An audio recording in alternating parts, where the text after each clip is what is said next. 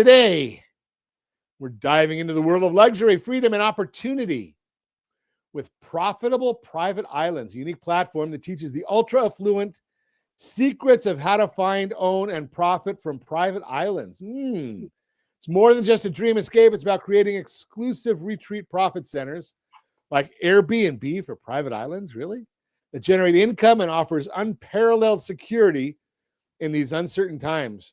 Okay, I want to see how we get security from that. We're going to find that out. Whether you're looking for a private sanctuary for your loved ones or a high-yield investment, PPI shows you the insider strategies to make it happen.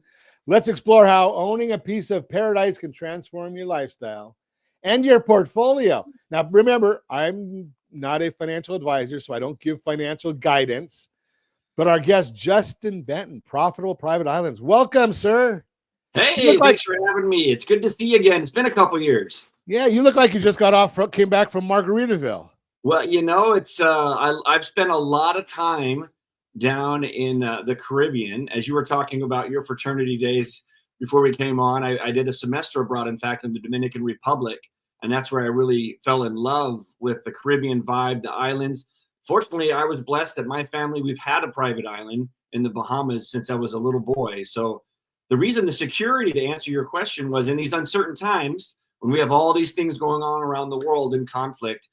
When the thing happened in March of 2020 and the world shut down and everything got a little wild and crazy, we just hopped on a plane, and you can get to the Bahamas through Miami, and you can either take a boat or a water plane.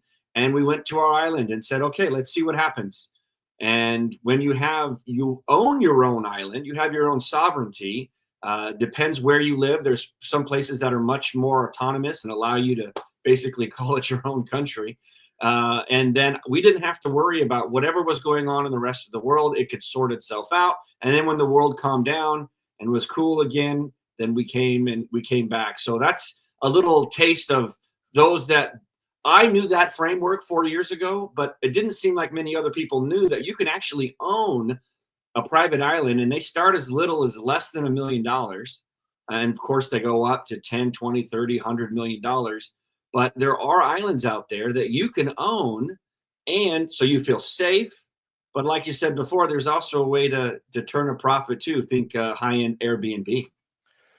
Now, that seems kind of interesting to me that you can own the island and think safe. Like, does I have to have my own police force, or do I get a pirates, or what's going on with those kind of things? Because I do have a friend that actually had some problems with his boat off of Mexico and was chased down by pirates. So they're out there. We know that. So do you have those issues when you have a private island? Well, it's always good, for security, regardless of where you live, right? And so having security is certainly something that people are mindful of. Some people like to, stock up to the teeth themselves or have a private security officer on site, on campus. And, it just depends on obviously your financial situation. But yeah, of course, Jay-Z and Beyonce and, Richard, Branson, they all have private security on their islands. So how do you have to, I mean, obviously it's not like Survivor, is it? Do you have food shipments? Does Amazon deliver? Well, it depends on your island. So if you think of the Bahamas, right, you've got Nassau, which takes international flights from LAX, if you ever want to tag along, Ron. And straight shot on Alaska Air. Shout out to Alaska Air if you want to hit me up with some more points. But so yeah, you land, you've got everything you want. Amazon delivers there. And yeah, you might have to go back to the main island, little boat ride in the Caribbean, 80 degrees, maybe catch a tuna on the way, and sashimi it up when you land at the post office. But it depends where you live, and that's a lot what we do. We help people understand what their options are. Where do you live? Is it within a quick flight? Some people, we're over here, in California, so some people like the South Pacific more. If you go to the East Coast, people tend to like the Caribbean more. And then obviously there's overseas and things like that. But really, we like to focus here around the United States, whether it's the Caribbean, which is what I have the most experience and expertise in. But we do help people in other places like the South Pacific. You can get to Fiji on a straight shot on Fiji Airlines in 10 hours too. So there's the great thing about LAX, and there's not a lot of people going to say great things about LAX, but you can basically get anywhere you want to go on a straight shot. So there you have it. That sounds kind of interesting. So do I have to have my own airport then? Is that if you're saying I have to have a straight shot? I mean, how does that work? I'm just totally clueless about this stuff, Justin. Yeah, well, it's a new thing. Like I said, I just knew it because I lived it and I grew up with it. But when COVID hit in 2020, we had to figure out there were rules, especially out here in California, as good as I do. Things got really crazy, and they started shutting businesses down and telling us what we had to do and didn't have to do, and didn't feel real freeing to me. And I could see kind of the path they were going on, so we just loaded up and took off. And people just didn't know that opportunity is available for everybody. You just have to know where to look. And again, like you and I were talking, Ron, too, is we've got some great connections for those that do want financing. Depending upon the country that you're in, it's a really smart play when it comes to investment, real estate strategy. There's lots of different countries that, for you, I'm sure like Puerto Rico. There are things with Puerto Rico that if you are considered a resident, which means you live 18 months out of 36 months in Puerto Rico, you're considered a Puerto Rican resident, and you do not have to pay the IRS $1. There's a flat fee of around 4% that you would pay to the Puerto Rican government.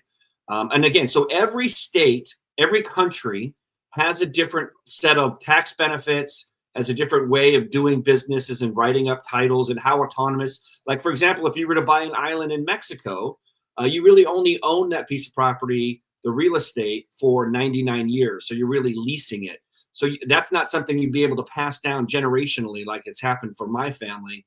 So there's all kinds of little intricacies that we like to go over and do like a strategy call to understand what your needs are and then point you in the right direction. And then you can just go off and do it, or we can put on the white gloves and help do it with you to find that dream paradise that will keep your family safe and live the life of luxury like those good old days of the rich and famous.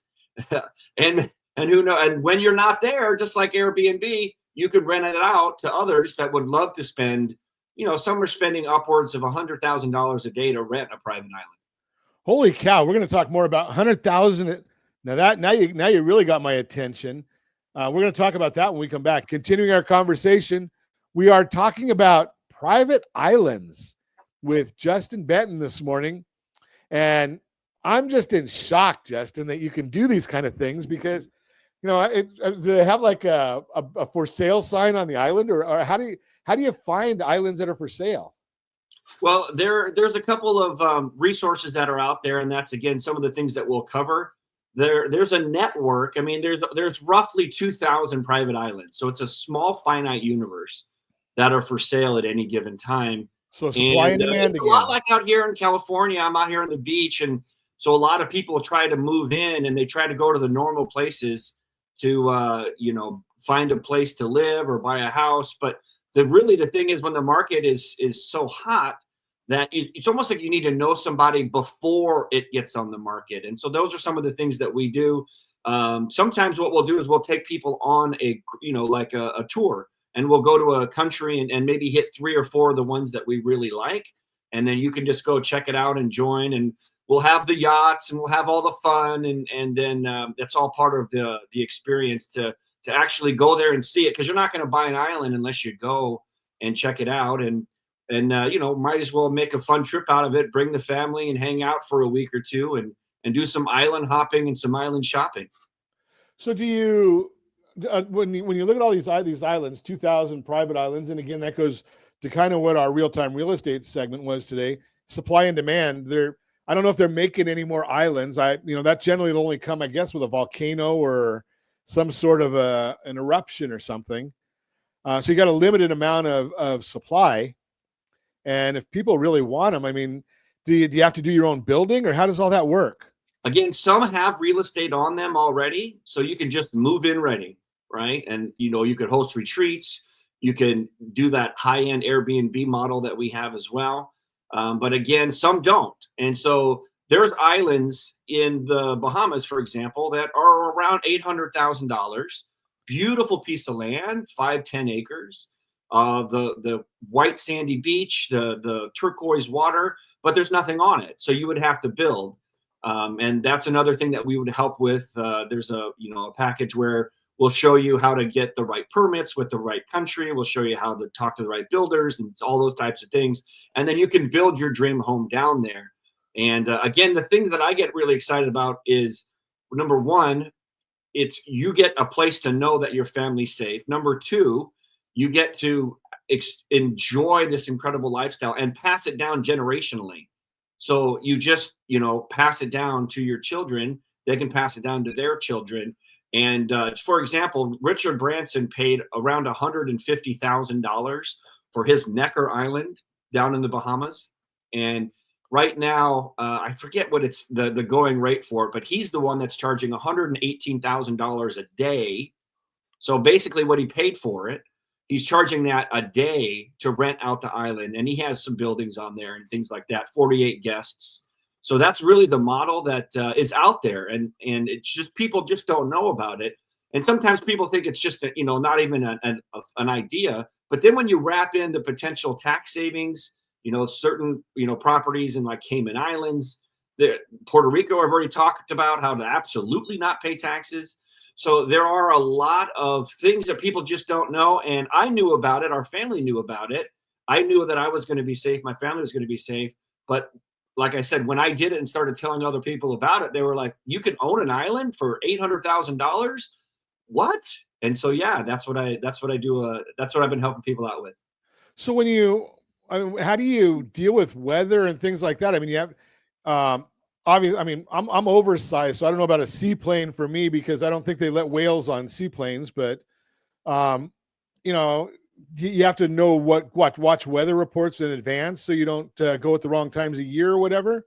Well, again, certainly every season had where the Caribbean, there's the wet season and the hurricane season and things like that you want to be mindful of. It's similar to what we see in Florida, obviously, every year in the Caribbean. But what you do is this comes down to building materials. You can make a building that is, safe when it comes to hurricanes. Now, look, Category 5, 200 mile an hour, there's not really much that's going to stand up against it. But there are ways to have shelters and to make sure that your family is safe and things like that. So you can time it out. But again, it depends on if you're building it or buying one with a building on it, you need to make sure how hurricane proof is this thing. And again, these are knowing the right builders, the right materials to make sure that your island's safe. But then again, as you know, I mean, there's, this thing called insurance. And so you take out your insurance policy as well. And if the house gets blown down, then you just, you give a call to your local agent and they help you out. Your local out. agent on the island that's your island. With fires. I mean, we got them going on down the street here in Malibu. That's kind of this is so out of the ordinary for somebody like me. I mean, obviously you've done it your whole life. So some of us we're real new to it. Although I was on a call last week with a new real estate company that's just coming to California. They've been around a whole 2.5 years, but I think they're over there, doing luxury properties in different countries as well. So it's kind of interesting to have you on today talking about this. And I had no clue at anything at all about what you're doing. We're going to have to take you on the next tour, Ron. We'll get you on a plane. We'll probably fly Alaska Airlines. Like I said, it's a straight shot, 9 hours. We'll land in Nassau, and I'll show you all around the place, and we'll make sure that you get to know all the local lenders in the area, and before you know it, you'll be writing mortgages for the Caribbean. That sounds just so interesting to me. Do you get? I mean, like you were there. You said during the wonderful time period there in the 2020 area, where all of us really had a good time. That's how this world happened. We wouldn't be here without it. So, do you get like island fever when you're there? How do you deal with things? Well, Josh is telling me we're going to talk about that when we come back. And how do you invest and how do you get a hold of Justin? We're going to talk about all that when we come back. Continue our conversation this morning. Justin Benton is with us. We're talking about profitable private islands. And I don't know about you, but I am extremely intrigued just because I've been doing this for a long, long time. And we're dealing with something I've never, ever heard of. So I like talking about things that I know nothing about. So I get to learn right along with our audience. So let me pepper you more questions, Justin. Fire away. Yeah, I know it's exciting when you really start to get your head wrapped around it. That there's something you can do with your money. Number one, if you just want to like the ultimate like brag at the country club, you can be like, so what are you guys doing for what are you guys doing for Christmas? Be like, well, I'm going to Fiji, or I'm going to Greece, or whatever it is that you throw out there. Puff your chest out. And then the ultimate trump card is, hey, I'm going to my island. Now we don't want to cause trouble here, so this is Justin Island, not Epstein Island. We're not going to go there. Yeah. So again, you think of like Necker Island. So Richard Branson has all these wonderful masterminds. Everybody loves to go down there.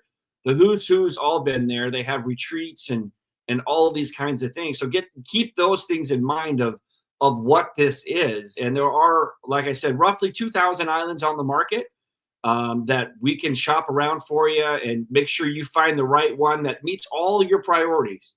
Like I said, there's a lot of different priorities.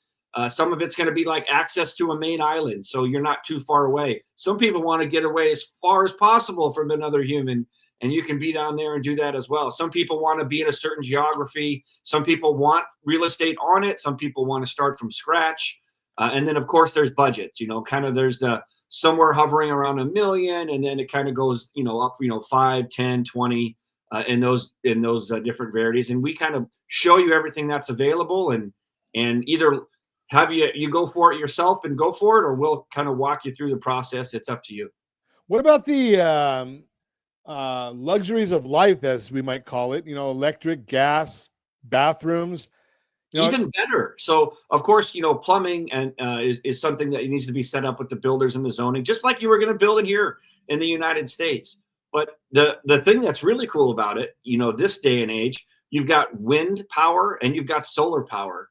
I have it on my house as well, and it's with I use the Tesla battery, and it holds a charge, and it charges my house the whole day. We get brownouts, which happens when it's windy like it is right now. They'll just cut the power. Or a lot of people don't know, just because you have solar power doesn't mean you actually get to use it when they cut the power on purpose in a brownout, so a fire doesn't start or get worse.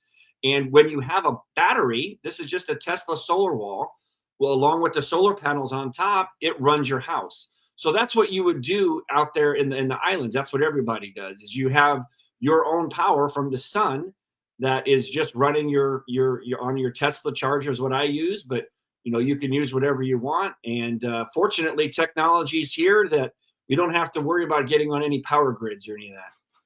And you probably have Starlink or something like that, so you're still connected as much as you want to be connected. You got it. Now tell me about the Airbnb option. How does that work? So again, that's another, there technically isn't an Airbnb, but that's the method, is that there's a network where you can post your property, that what you're going to be, how much it costs to rent it and things like that. And there's a few different websites that will help get you listed on. And then when you're not there, let's say you're there 4 weeks out of the year, yes, you are invested in a finite asset, but you have those other 48 weeks where you could be renting it out. Like I said, Richard Branson charges, last I checked, $118,500 a day to use his island when he's not there. So it is a proven model that is working, and the further you go down this rabbit hole, the more and more exciting it gets. And you're like, well, wait a second, I can afford it. I can either have real estate on it or build it myself. This is something I can use as a profit center. Tell me more. And that's when you can head over to my website, and I'd love to tell you more over there. It's profitableprivateislands.com. I know that's all spelled out real long, and we'll get a short one for you here soon. But that is the place to go check out and have more of these questions, because I know we're almost out of time here. And I want to thank you again for having me back, Ron. Yeah, I really appreciate it. This is so intriguing. So profitableprivateislands.com. profitableprivateislands.com, and go check that out. If you have questions, I'm sure there's a way of getting a hold of Justin. If there isn't, call me at 800-306-1990 because I know how to get a hold of Justin. So profitable. If you want to learn more about this, I mean, we in a short radio broadcast, we can't get to everything, and I'm sure there's a lot of questions out there. And having been an islander, Justin knows what he's talking about, and I'm sure he can give you all the information you need or get you all the information you need. profitableprivateislands.com.